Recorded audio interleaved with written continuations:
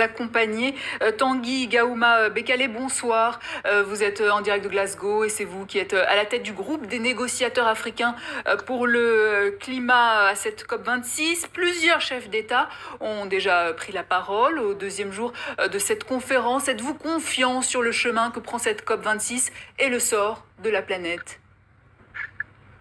Alors, il faut dire que cette COP26 a été attendue depuis maintenant 2 ans. Nous avons pris beaucoup de retard et le fait que tous ces chefs d'État se soient exprimés dès le premier jour a donné un élan politique très fort. Donc, nous sommes partis d'une COP qui était technique, donc qui devait finaliser l'accord de Paris, à une COP qui a éminemment changé le scénario politique mondial et qui a donné un signe très fort pour les négociateurs que nous sommes.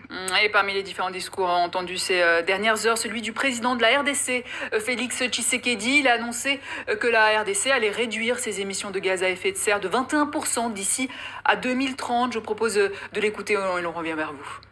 En effet, les forêts du bassin du Congo constituent le deuxième poumon du monde et contribuent largement à la régulation de l'équilibre climatique mondial.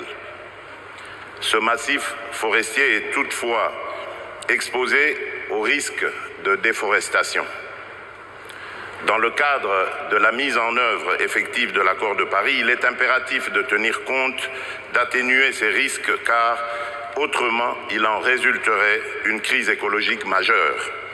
En ma qualité de président en exercice de l'Union africaine, j'ai récemment lancé le plan de relance verte pour l'Afrique qui vise à renforcer les mesures en faveur de la viabilité de l'environnement et de la prospérité en Afrique. Voilà le président Tshisekedi qui a aussi insisté sur le fait qu'au regard de ses richesses naturelles, la RDC se présente comme pays solution à la crise climatique mondiale. Êtes-vous d'accord avec cela ?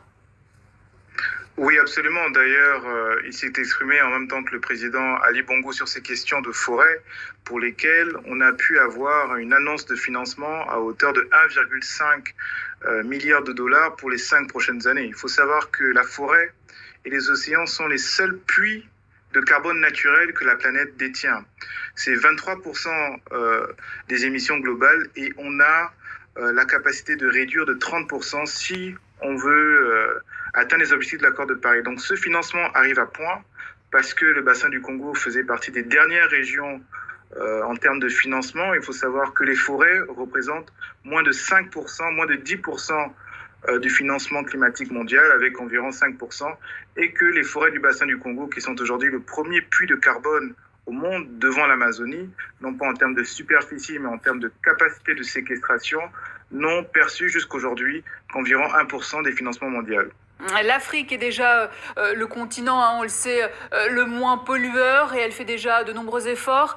Maintenant, il faut réparer, c'est ce qu'a dit le président du Malawi aujourd'hui, pointant du doigt la responsabilité historique des pays développés. Est-ce que vous diriez que ces pays influents et qui ont davantage de moyens ne font pas suffisamment d'efforts, comme le président français qui a exhorté ses homologues à rehausser leur ambition climatique alors que la France promeut activement le gaz fossile, information qui a fuité d'un document européen aujourd'hui?